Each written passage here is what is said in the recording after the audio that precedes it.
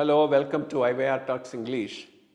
There's a news today in the newspaper about a university in Pakistan at Lahore starting a department of Sanskrit and teaching Sanskrit to the students. And Indians, as usual, because we are very alpasantoshlu, what we call, who can get very easily happy, are all celebrating it as if something great is happening. My question is other way around. Why did it take about 70 to 80 years for some such simple thing to happen? Because after all, before 1947, it's all one country. There were a lot of Hindus living in Lahore, a lot of Hindus living in Karachi. In fact, 30% of the population of Karachi was Hindu. And Sanskrit and the others were very well spoken there.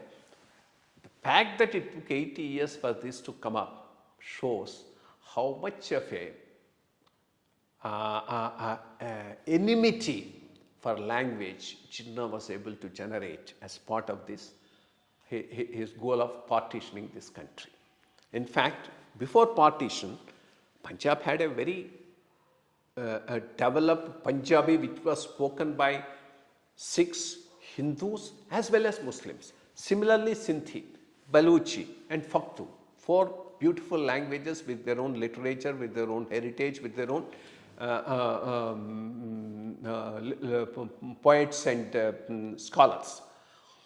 What in his mindless religious pursuit Jinnah has done is he imposed on all these places an alien language called Urdu, because Urdu was basically a language which has developed in the Oudh area, Lucknow, as well as in Hyderabad here and to some extent in Delhi. So this was superimposed, and because of that the local languages themselves have died. And so where is the question of somebody trying to look at Sanskrit as an alternative? But in any case, it's a good thing that's happening, because on Facebook I was reading a post by someone from Pakistan stating that Sanskrit is actually a Pakistani language, not an Indian language. His argument is Sanskrit did not develop on the banks of Ganga, but it developed on the banks of Jhelum and Sindhu near Lahore and Karachi, which is true also. I mean, the great scholars of those days who recited Vedas and others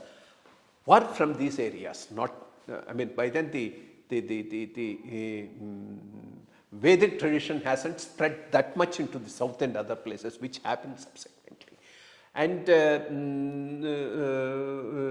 second most important thing is all that has been killed because of the Islamic invasion, and the whole heritage has been lost, which is now somebody is trying to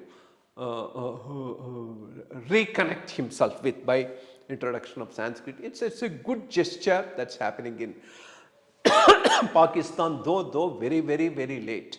I hope, because these were areas where Buddhism was very prevalent, Hinduism was very prevalent. These were the, I mean, in fact, the one who fought on behalf of Kauravas, Saindhava, is from Sindh. So also this whole Gandhara area from which Gandhari came, it's in Afghanistan. So in fact, the Hindu Shahi was ruling Afghanistan before it was Islamized. So there is a continuing thread of connectivity. The only thing is that is cut very deliberately at the time of partition. If somebody is trying to revive it and reconnect, that's a good thing happening in Pakistan. Thank you.